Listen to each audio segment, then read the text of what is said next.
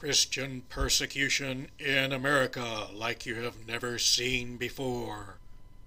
Well, at least that's what this show says. No, I don't think so. Let's take a look at what they consider persecution of Christians in America. Oh, I see. Oh, yeah, that's just terrible. Well, no wonder they're all huffy about something. It's a wonder they're not just terrified of the persecution these Christians are undergoing. Looky there. Oh, yeah. Okay, so a pastor says gay marriage is okay. The Pope says that atheists might make it to heaven. I can see where this would upset Christians. Or atheists are allowed to rent billboards, or a minister says smoking pot might not be a sin. Well, then Christians are definitely being persecuted in a way that I have not seen before. Now, I can understand where having Oprah come to your church might be, a really bad thing. Don't know if it rises to the level of persecution, but having that fat bitch in my church probably would be unfortunate. I don't know, maybe she said something insulting about Christians the way she did about atheists. Maybe that's what's got them in a huff. This particular part of their video didn't have any dialogue, and I couldn't really figure out what they were objecting to, but the best I can figure is somebody is forcing Christians to put on funny clothes and go to a parade. And if that's what they're doing, then I could see where Christians would object to it, and you shouldn't do that to anybody. Once again, this is just a picture that was in that video, and there's no real dialogue, and I don't know, maybe the Christians really want to get into the vagina of the mother of this little boy, but I have not seen her vagina, don't know whether it's worth getting into or not, but apparently the Christians feel excluded. There are a number of these incidents that get labeled as persecution of Christians. It's when some crazy person or even a church member kills someone in church. We're supposed to believe that this is somebody persecuting Christians. It's just nut jobs killing people. I don't see any videos where liquor store owners say, "We're being persecuted," because they get shot at by robbers. Crazy people kill people. They're not persecuting Christians. Now, this is the case of the Muslims in Dearborn, Michigan, throwing rocks and bottles at Christian demonstrators. And certainly, Christian demonstrators shouldn't have rocks and bottles thrown at them, nor should Hindu demonstrators or atheist demonstrators or any other demonstrators. But they're not really targeting Christians as Christians, but whoever shows up and protests their Muslim beliefs.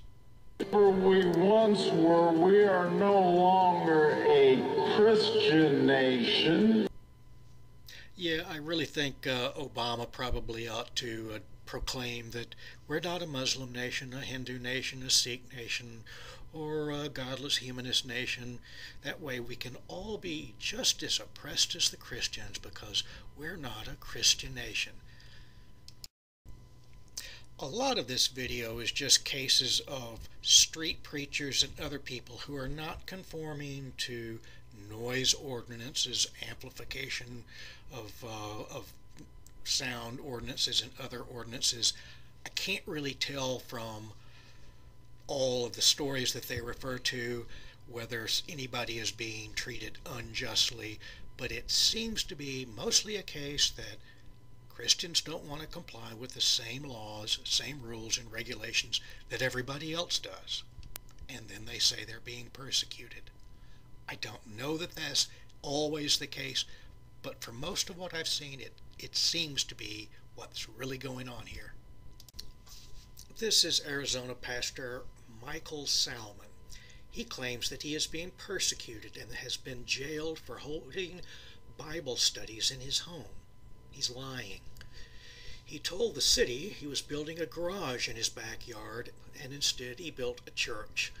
with rows of chairs, a pulpit, all the usual church stuff. Then he claimed it was a game room. He holds church meetings there for up to 80 people regularly.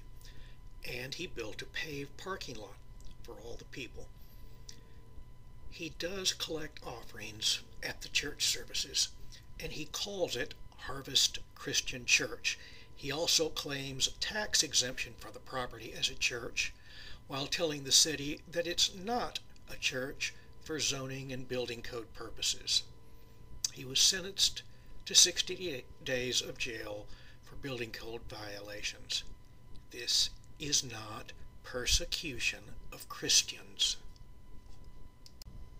And then there are the stories of small businesses run by Christians who are forced to serve gays in weddings, provide rooming for them, etc. And I can understand the humiliation that this must impose on Christians. I remember back in the 60s when I was a kid in the South, and it really pained a lot of people to be forced to serve colored people just the same as if they were white in their businesses. And I guess Christians are going to have to get used to the same idea that they have to serve gays just like everybody else. Sorry. Oh, and I love this one. A school says that the Gideons can no longer distribute Bibles in the schools. They're going to be treated, the Christians are, just like atheists, Muslims, Hindus, godless humanists, and everybody else. And certainly being treated like everybody else is persecution of Christians like you've never seen before. Okay, so a pro-gay marriage church is serving rainbow communion bread. That persecutes other Christians. I support treating Christians exactly the way I want to be treated. Like the Golden Rule says, I would certainly never want to treat them the way they have been treating everyone else. They don't always get equal treatment. They have some legitimate complaints. I can't go into all of those because I don't know, but they would do well to document properly real grievances that they have, instead of creating this myth that somehow every time they don't get what they want, they are being persecuted. That's nonsense. I really want to meet this kid's mother.